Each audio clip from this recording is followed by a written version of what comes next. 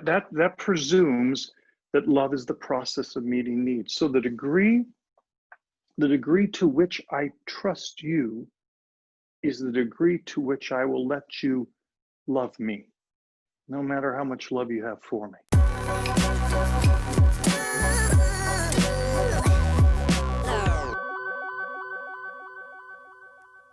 Hi, welcome to the Tarun Stevenson Leadership Channel. I'm your host, Tarun Stevenson, and we are all about helping you lead, communicate, and grow to your full potential. Whether you're tuning in on YouTube, Facebook, Instagram, or your favorite podcasting app, don't forget to subscribe and follow so that you can stay up to date with all our latest episodes. All right, here's the latest episode. Let's get into it.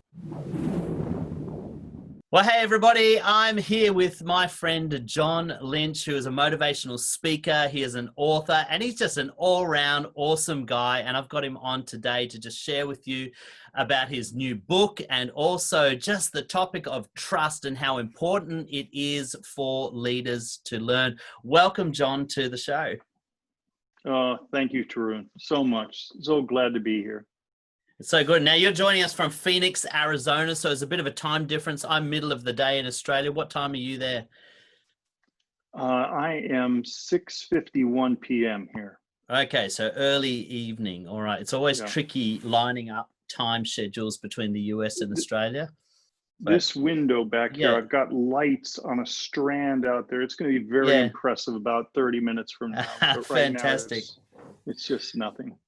That's I interviewed our mutual friend Bobby Allen a little while ago, and we had a similar situation. As the interview progressed, the window behind him started to go dark, and it was quite an impressive way to do the video. It just had that ambient change. It was quite cool. Yeah, but I think we'll need to do it an hour later to really have anything of any meaning back there. But. Very good. Very good. All right. Well, why don't we start by you just telling us a little bit about yourself? I know you've had a wide and varied career. You're a speaker. You're a road warrior. You get out there and, unfortunately, because of COVID, you're not traveling as much now, but you've been a pastor of a church. You've worked with True Face, not-for-profit, doing authoring for them. Just tell our audience a little bit about you and your journey. One, I never saw this day coming. I had grown up the son of an atheist intellectual. My dad was a Mensa in the top half of Mensa, and we were atheists. And so the thought that I would become a person of faith and be a pastor and a writer for such things still hasn't settled yet. It just blows me away. So we've written The Cure in Parents, Bo's Cafe, Trust for Today, a devotional, 3 or 4 other books. And then this is the book on my worst day that I wrote that was just primarily one person's journey through what's it look like when it doesn't feel like grace works, when your life's not working.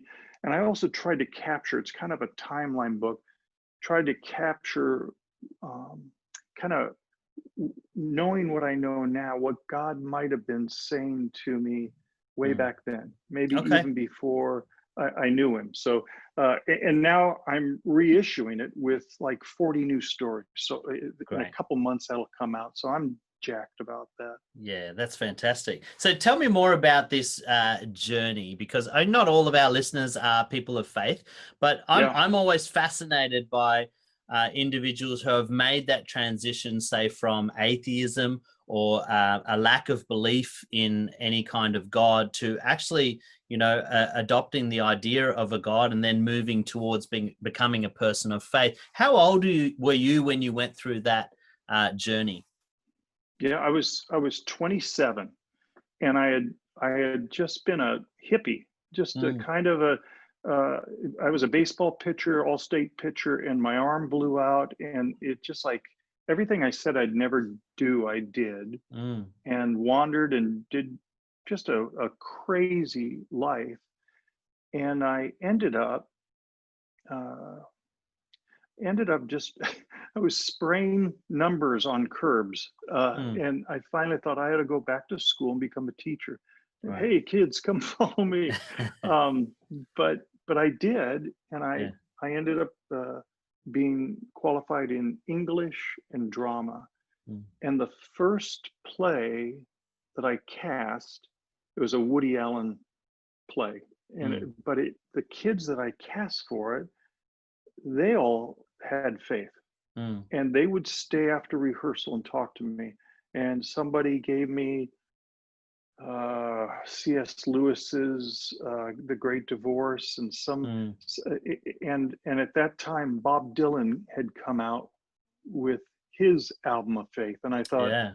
Slow train running. Dylan's become a yeah, if he's become a believer, man, the boat's door is about to close. I got to get Wow. it. So December December 23rd, 1979, Yeah. I said, okay, here we go, and that was for me to say, uh, God, could you do this for even one like me? Yeah. Uh, and I think I prayed every day, like I'd use a Mm. different name just to make sure it took, you know. Um, and that was a long, and then I went to seminary soon after. Somebody said, Yeah. if you're going to read this book all day long, you might as well go to seminary where people Mm. talk about it. So that that was 1979, Wow. That's amazing. and here I am, and it's been whew, a wild, authentic, magnificent journey. Yeah. Fantastic. All right. So we're going to talk a little bit about trust today and how that affects a leader and how important it is for a leader. And I want to dig a little bit deeper on your story if we can. One of the things I find with trust, and this is probably true of journeys of faith as well, is our relationships usually begin as academic exercises. We get to Mhm, know mhm. people at a superficial level in a very academic way. You know, who are you? Where are you from? What do you do? Type scenarios. And at some point in that relationship, you have to make a decision to trust the other person and open yourself up to them and make yourself vulnerable to them. Now, we're going to talk about this in the context of leadership in a moment, but I suspect that's a little bit the same as somebody who's journeying into faith, where you're going from a place of don't have a belief in God to I have an academic understanding of God. And, you know, a lot of the C.S. Lewis writings are like that.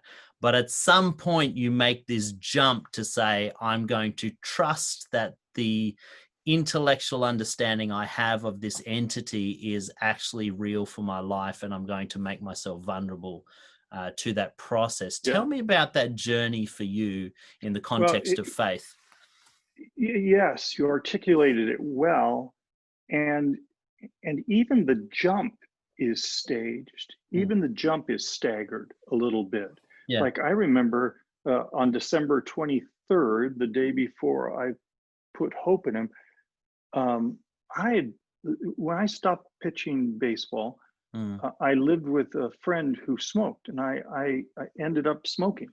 Mm. And man, that was a bear. I couldn't stop. And so Mm. I finally said to God, I know this is cheap and stupid, and I have no business asking this of you, Mm. but would you allow me to just I won't pick up the cigarette, but would you just allow me to let this count and happen? And it did. And it was Wow. like one of those baby steps. I don't endorse it for everybody, but Yeah, for sure. me, it was like, so really, you're there in that, Mm. okay? Mm. And I think that's also in our relationships. It's very similar. Uh, I'm just getting to know you, Mm. and so on some level, we are still academic in our friendship, Mm. but I'm starting to go. I, I listened to some podcasts. I was Mm. with you and Bobby, and I go, this guy's the real deal. And Mm. so I might open myself in an area of your expertise. Mm. I might even take a chance at saying, I don't have anyone I know in this area that I can talk to? Would you Mm. let me talk to you about this? Yeah. And your response might allow me to go deeper and deeper and deeper into those areas of trust. Never would I trust you in everything. You Mm. never would trust me in car repair. Yeah. Um, but we could expand it to really trusting each other. And to me, that's where real life gets to happen. Yeah. I use that 3-word statement that is so powerful. Truth, trusted, transforms. Mm. That is Truth, such a, trusted. Let me write that down. Truth, isn't trusted, transforms. isn't Truth, that good? trusted. So I like it. you could have truth all day long, Mm. but until I trust it, it will not transform. Yeah. And so transformation is where the gears happen and the changes start to happen. So as a leader, I'm wanting to ask. See, I can Mm. get information from anybody. Yeah. A telemarketer can tell me what time it is, Yeah. but to receive insight, discernment, and wisdom, that comes in through the heart. Yeah. And so it becomes imperative that I learn to trust people, Yeah. and not just say, well, I just trust God, but to, because he says that's where I'm going to give you right here on ground level. If you'll come under in some relationships of trust, because this is true about me. Mm. Of all the people I can't direct, it's me. Great. I can't see myself accurately. Mm. I'm the one person that for sure I cannot see accurately. And so I need people who can say, John, this is what's going on. And Mm. for them to be so trusted by me that I will go, really? Mm. All right, I'll believe you. I'll believe you. Yeah. So for us as leaders, um, it becomes imperative for our children, Mm. for our spouses, for our dear friends, for the people that we are um, giving leadership to and serving. How do I guide them Mm. into learning trust instead of just learning compliance Yeah. or learning uh, trying to impress me or play acting or performing? Mm. How do I do that? And Mm. that's been the challenge, I think, of the last few decades for me. Yeah. Yeah. I don't want to rush past too quickly that statement you made. I can't see myself clearly. Uh, one of the things I notice in my coaching of leaders is trust becomes such a integral part of making or breaking the relationship between leader and follower. And very often, and I see this when I work with teachers as well, very often the challenge lies not with the follower, but with the leader not being able to see their own dysfunction clearly enough. Talk more about that. How do we as Yeah. leaders become more self-aware, or at least honest enough to say we've got dysfunction that we need to I would own? say to anyone deciding whether or not to trust a leader is the question, who are they trusting with them? Mm. Do they have those people in their own lives that you can see that Mm. they're allowing in? Otherwise, I would run from such an Okay. offer. So that's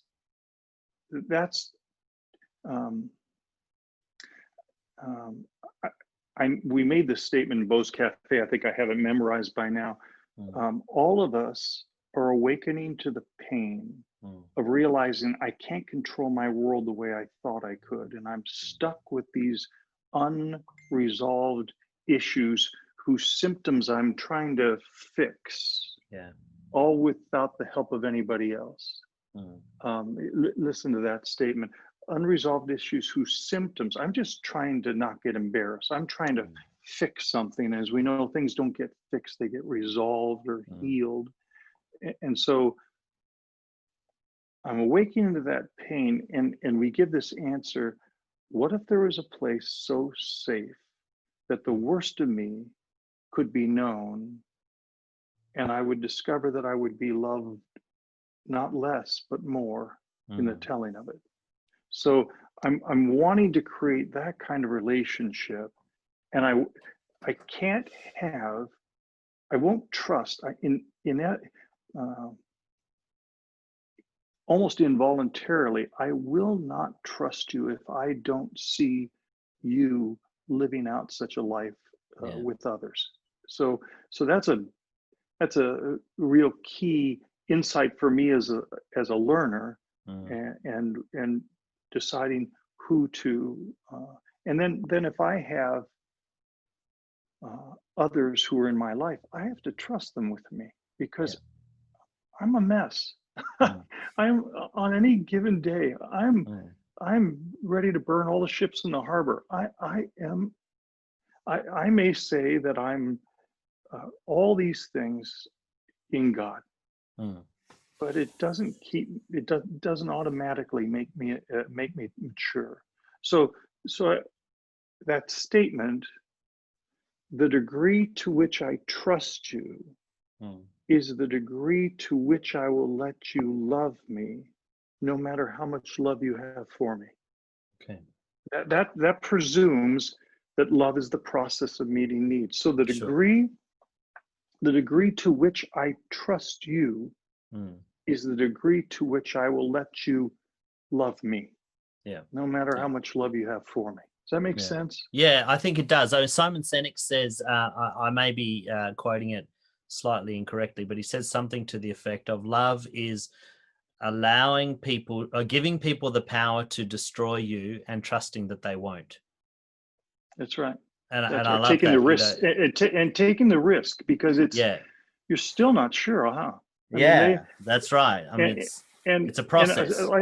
I do that with Stacy, my wife. I mean, we've been married now 30 some years, and she can hurt me like no other human. Sure. And at some point, though, I had to decide, your intentions for me are good. Your intentions for me can be trusted. And that has played out after all these years. I'd have to say, she has honored that. And even though it's not perfect, I took that risk. I remember going around Los Angeles airport, and she said to me, "What are you afraid of?" We were dating, we'd dated a couple months, and she said, "You come right up to the level of my commitment, but no more." And in that moment, and she started crying. She said, "Look, I don't know who these other women were who left you, but I'm not these other women." And in fact, I just wrote about this on my worst day. And I realized my own wounding was now hurting her. And in that moment, I went, okay, I'm jumping all in. I'm taking the risk that this person can harm me like maybe never before. Yeah. And yet she knows me. In that moment, she was describing that she could handle me. And that's, in that moment, all I had to do from that point on was get my mom's wedding ring and set, and then I could ask her to be my wife. Because on that day, going around the airport, before she got ready to leave on a flight, I'd already made up my mind. Yeah, great. And I think that illustrates really beautifully that the need for trust to be really a jumping off point. And you're probably talking about the end of trust where you really go all in. Earlier in this conversation, you said that trust has to be staged as well. Like, it's a process. I know some people in my life who are so big-hearted that they will openly trust anybody they meet. But the downside of that is they get hurt a lot, because they just say, "Here I am, I'll give you my, full trust," and not knowing whether that person will hurt them or not. And very often some other people don't respect that in the way that they should. what's the process as a leader, but also as a follower? You know, we're all walking wounded. We're all coming with our baggage of previous experiences where people have broken our trust or betrayed us. How do you stage that process so that you can learn to trust somebody, but at the same time use wisdom in not exposing yourself to abuse or exposing yourself to being taken advantage of, Yeah. without becoming cynical or jaded? Am I No, making that's sense? so Yeah. well. And there's another side. There's another person in that equation. That was me early on. I think after I'd been hurt, Mm, and I would get back into a relationship. I would promise a deeper commitment than where we really were, mm, and I would uh, make commitments and make statements of a relationship that was way down here, and we were back here. mm. And then I would lose interest in the person. That Yeah, right. sounds so horrible, but Mm, then I would devastate them. mm, And so mm, I think one of the things that I do in the relationship is I watch and I go, is this inordinate? mm, Is the timeline of what we're doing feel rushed to me? mm. Because there may be some payoff for you, and Yeah, I may be getting used. So it's okay to articulate that and say, I don't think I'm ready to be here at this place mm, yet. I want to be, I would like to be. Would you give me the time and permission to slow that down to where my heart can catch up with our statements? And if that person is respectful of that mm. and truly, that right there gives me a lot of indication of someone that I'm going to be able to trust and is not going to play me or use me. So Yeah, that's been an important one for me because I was that, in that sense, I was yeah, that abuser. I yeah, was, I think I did that in 3 or 4 different relationships. I yeah. think because I couldn't handle the ambiguity of being just on a superficial dating relationship. Sure. And so I pushed it forward, but um, I hurt, I hurt a number of people doing that. Yeah. Um, yeah, I, so I'm, as a leader, there has to be some place where I'm not leading just by role and authority, where Mm, there's a place that I have permission in our relationship to be real, mm, to have not just this artificial, but one of the great things that a leader can ask mm. of someone who is coming under them, or someone who is following, or someone who has a job description that the other person is the leader. Yeah. It's a great thing for the leader to be able to ask, uh, and make sure that they understand that they have permission to not answer the right answer, Mm, mm. but to be able to ask the question, how am I affecting you? Okay. Such a such a great statement. If I'm your boss in Mm, a work setting, what a great gift it is if I believed that you truly wanted to know how you were affecting me. What yeah. a great gift. Yeah. And if I believe that I'm not going to pay for my answer, Mm, then I'll give a constructive answer, and I'll give yeah. an honest answer, and it may cause the leader to go, "Are you kidding me? I didn't Mm, know. mm. Oh my gosh, I'm doing that to 10 others here in the company. Yeah. Thank you, thank Yeah. you, thank you." And so it allows a way for that relationship to not just have its hierarchical structure, but to Mm, be able to have something real in the midst of a working relationship. mm. And that employee or that person, the leader will discover they'll jump over a wall for you. Mm. They get more creative. They don't fear um, getting in trouble. They don't fear the cost. They know I have someone who knows me, and I have Yeah. someone who sees who I am. Yeah. I love it. I love it. We've probably talked about trust, I think, at a point where it's already starting to go deep. We talk about it in the context of trust in faith, trust in intimate relationships, trust with people who you've been journeying for some time. Can you talk to leaders who perhaps are at the point where they're just trying to find ways to build trust with their followers or with their employees? And what's the process? I guess it's a little bit like dating. When you meet somebody for the first time, you take them out and everything is, you play safe. You're not proposing on your first date. Well, you shouldn't be anyway. And in leadership, you've got to. I tried to, but yeah. Yeah. We, like you said, we have to stage our journey into trust. So what are the beginning stages of building trust? What are some of the practical things that we can do as leaders to engender a relationship of trust with our people? Yeah, that is such a great question. And in different settings, you'll have different permissions to be able to do this. But the next one I'm going to tell you, to me, might be the most helpful, practical step that I was ever able to take with a staff. Probably had a staff of 15. Right. And affirmation is the currency of love. Affirmation. In Proverbs, it says, don't let your own lips have to brag on you. Let someone else do it. And so affirmation says, I'm going to tell you some things about you that I see and that, man, are such a great value to us here in this business by the way you do them.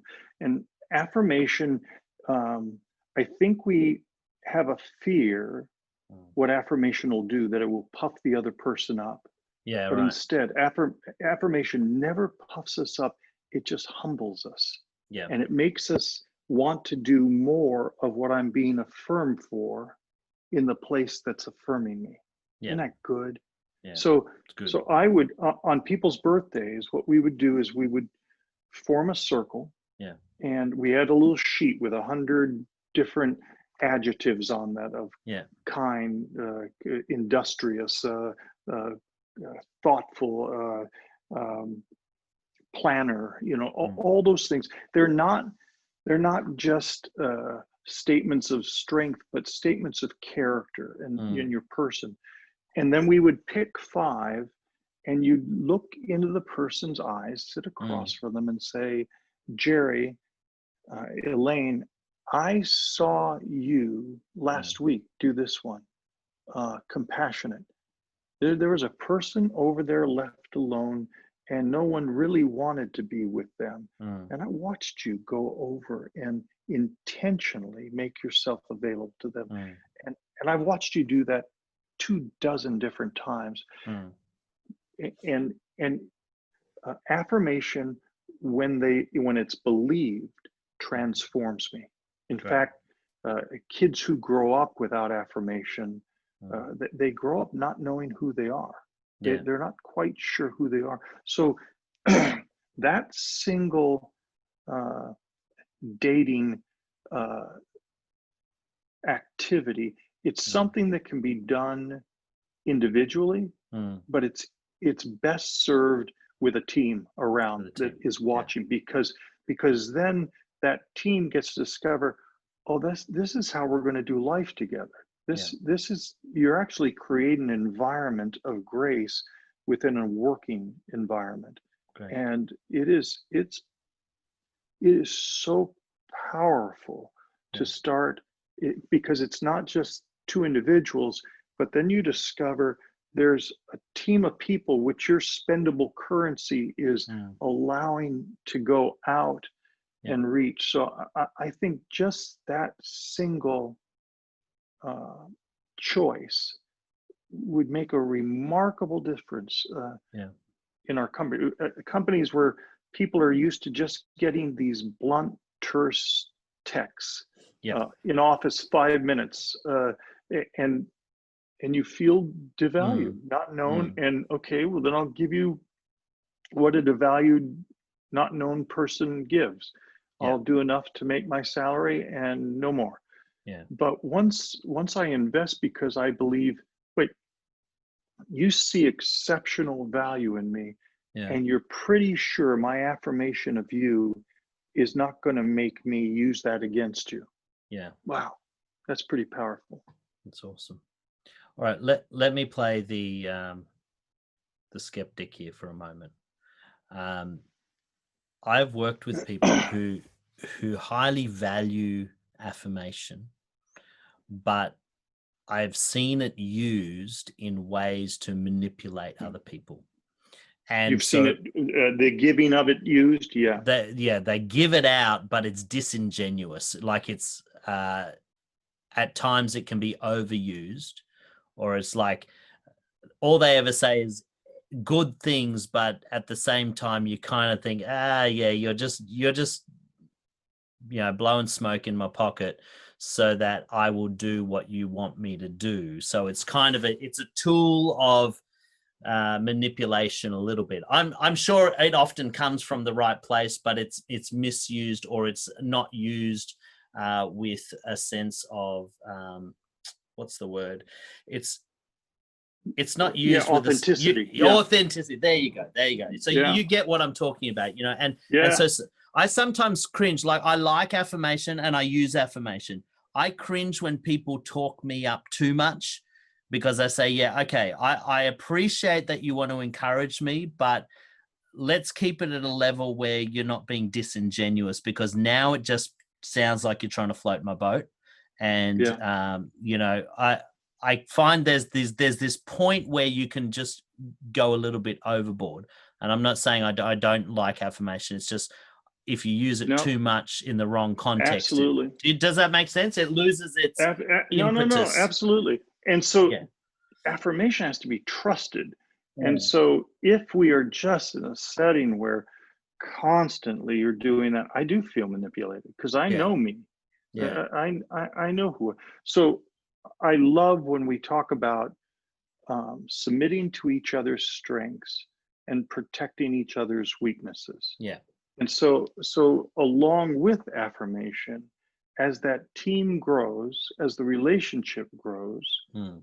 we're asking, will you allow me permission into Yeah. your weaknesses, Great. and in my strength to be able to minister to your weaknesses?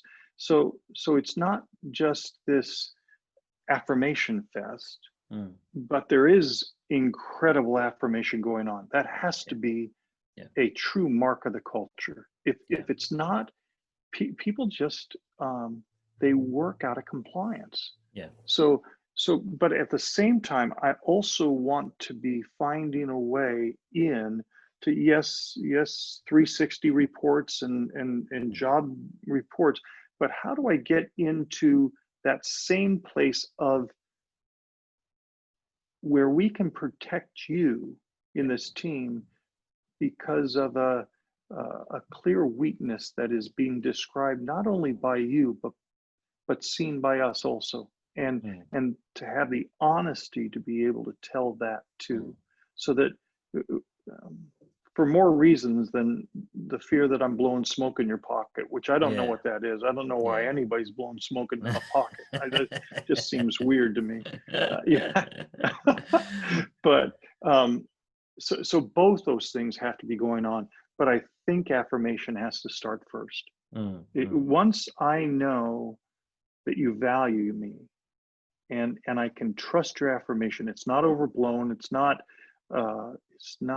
romanticized, Mm. but it's Yeah. actual. uh, and once I can trust that, then I can let you in to start describing my weaknesses. Great. And what we come out of this is with a team that says, I love this. I Mm. love this. I love coming here because I've never been in a setting before Yeah. where it was real. Yeah. And that's what people are looking for. They're looking for something that is vulnerable and authentic. They Yeah. want it to, if it's going to be vulnerable, make it authentic. If Mm. it's not authentic, I want nothing to do with it. Good. I don't do that to me. Yeah. So Yeah. you really, really say that well. Great, great. So how do we then, as leaders, transition into the place of having difficult conversations? I've worked with some leaders who are incredibly affirming and incredibly generous with their love and their care and their trust of their people, but it comes at the detriment of being able to address blind spots when it's needed. Because they fear hurting the person or making the person feel devalued, they never address the problems. And that's a necessary part of leading as well. So how do you walk that line while still maintaining trust, still maintaining dignity of the individual and affirming them as individuals? Yeah. Yeah. So good. So good. I I think one of the things that helps create a culture where I I as a leader am not afraid to do it when it happens Yeah. is for me to ahead of time to describe the environment that I'm longing to see us have. Yeah. And if I can do that and in that describe for all of us, Mm, we are going to be approached at times great. to say, hey, may I may I be in uh, may I have permission? That's Yeah. such a good word.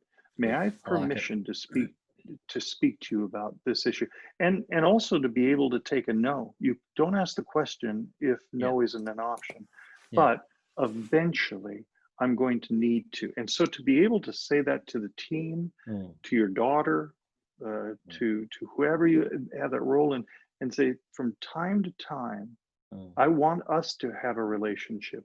Like, for example, how am I affecting you?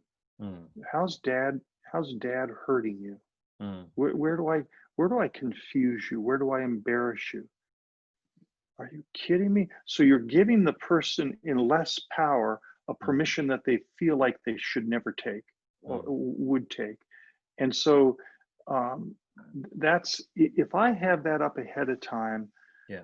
and I think for me, I'm one of those people. I would rather. I'm not a huge confronter. That's Yeah. not a love of mine. But I knew, talking about my daughter, I knew with Amy when she was going through a tough time, Mm, I loved her so much, and I mm, knew what she was going through was harming her. mm, Uh, and so I remember there was this hill, little mountain uh, north of us, and I would get her a milkshake from Wendy's, and we would go for a drive, and I would take her mm. to the top of the hill. And honestly, I didn't know what to do. I Yeah. didn't know how to say what I wanted to say, and Mm, we we at least 7 times went up the hill. She didn't say anything. I didn't say anything, and we came back. mm, And and I think one time I said I would move and be a shoe repair person up wherever if I can have your heart and be trusted with your heart. I have so much I want to tell you, so much I want to share with you, mm, but I'm afraid. I'm mm, afraid you have locked me out. mm, And one day, the eighth time, she let me in. She mm, started crying. She said, Dad, I'm scared. I mm, don't know what to do, and I need your help. mm, And so there's a way. How do I not just appeal to the flesh, or that part of us that is irreparable, that doesn't want, and it responds to these words: what's mm. wrong with you? Why can't you? When will you? You Yeah. should, you ought, you're failing again. Why can't you be like your brother? Mm, Or how do I woo the best of you to mm, come out and appeal to your heart? And it didn't look for 7 times. That's 7 weeks. yeah. And she gave me permission to her heart because I was earning trust as a leader into Mm, her heart. And that was a profound learning for me. mm, Um, so So she taught me to be confrontive, but to do it in a way that could win her heart. Amy is incredible. You don't have a favorite child, but she's one of them. And but she's incredibly stubborn. Yeah. And unless she knows that you have the ability truly to help her, she won't do something because that's what she should do. Sure. That's a beautiful story, and I can see what you're saying in the context of leadership. What we're doing is we're not trying to rush the process. Where if we're genuinely interested in the people that we lead, we have to be prepared to take the journey with them and understand that they may not be ready to work through that issue when we're ready. And some things are unavoidable. You have to say, "Hey, stop robbing trains," But when it's a developmental character maturity, you said that so well, of what it means to them that you would go on this journey with me. Yeah. You really have to, I think, as a leader, to be able to do that, you have to care more about people than outcomes. Because that's hard. I mean, that's a really hard thing to do. If you're in an organization that is outcome driven, at the end of the day, you don't have time to be waiting for people to fix themselves or go on that journey. You just want the outcome yesterday. And this is where I see that, really coercive or shaming approach to leadership, is because you're driven by the number or the result or the outcome. And if people take too long to get on board, they just become a hindrance to your progress. So it's really a mindset shift, isn't it, as a leader? It is, but I wonder if it has a payoff to it that makes them more productive. I wonder if you're not trading profitability for that kind of, if the outcome, if that person knows I care about them and I have gone on the journey with them, they become the hardest workers. If you're making widgets, they're making more widgets. So I don't think in a family or a church or a ministry or a job that you have to choose between the two. I really think I can see it when I go into a department store and I watch the employees and I go, "Oh, you have an uncaring manager, don't you? I don't want to come here again. I can tell just by the way you've responded to me and greeted me, you don't like it here. And why would I do this? Why would I come here when some other place?" So I think there's an immense payoff that in the past leaders haven't seen, and they've only looked at my way, hierarchical, down, and I will win profitability if. And there is some truth to that, right? I mean, I can't let something linger indefinitely, but I want to at least give it a chance to have the hope of winning the heart as well as the behavior. I think Bobby tells a story that he was working with an executive of a company who was highly successful. And one of the problems he had was he couldn't keep assistants. He had this high turnover of assistants. And he said, we're successful and we break records and we do everything we need to do, but none of my assistants stay. And one of the things Bobby was able to highlight for him is, well, you're the problem. They don't stay because of you.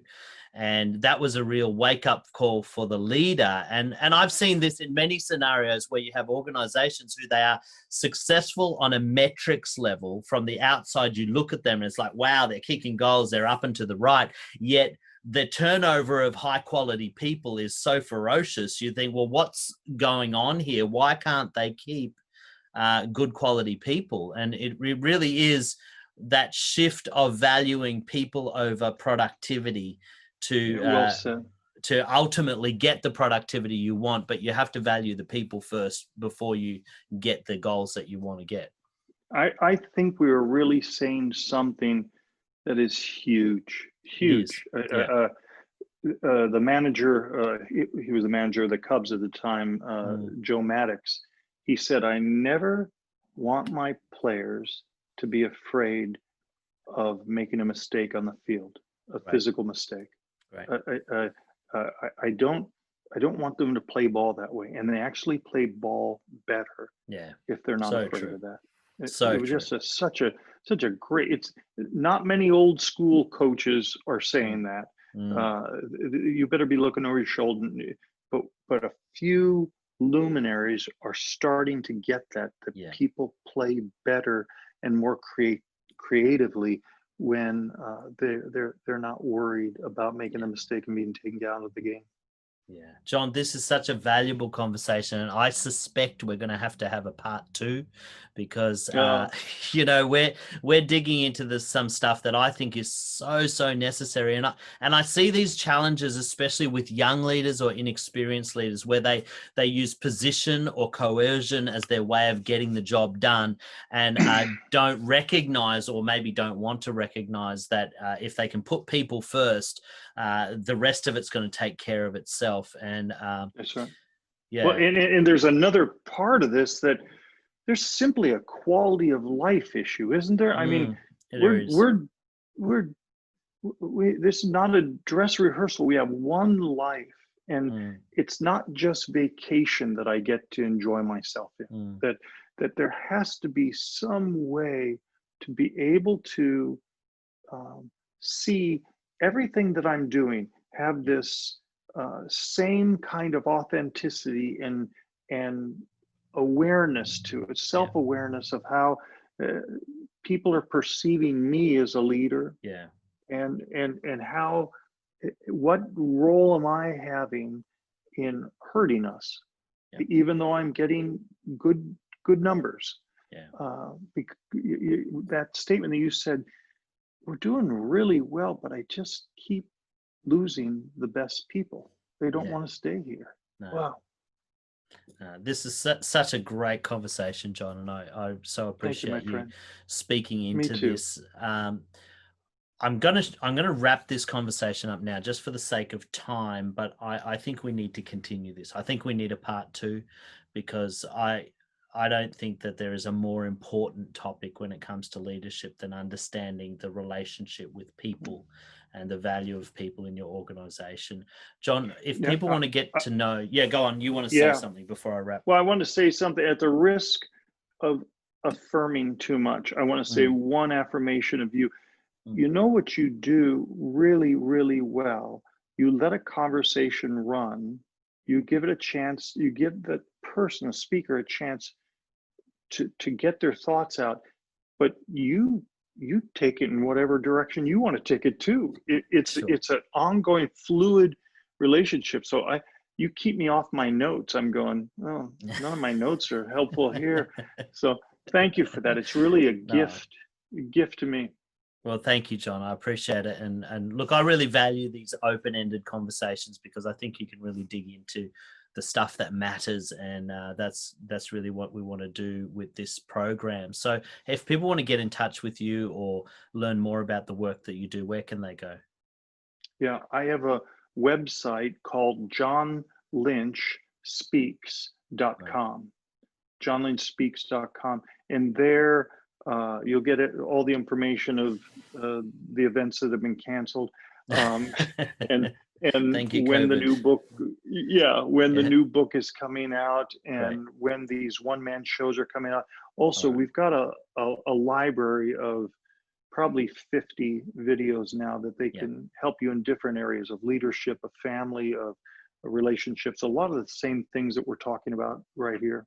Yeah, so Thanks. good. I'm going to put the links in the description, and I recommend anyone that's listening to go and follow John. I follow John, and he puts out regular conversational videos and just helpful tips, and it's just so insightful. So, if you want to get into that, go and check it out. The links will be in the description. John, thank you again so much for your time. It's been a Thank you, pleasure Trent. having you on this show. Hey, thanks so much for tuning in. I hope you got a ton of value out of that episode. Don't forget to let us know what you thought in the comments. And if you have a topic you'd like us to cover next time, we'd love to hear from you. If you know anyone that would benefit from the content that we produce, please like and share this channel. And we look forward to having you next time on the Tarun Stevenson Leadership Channel.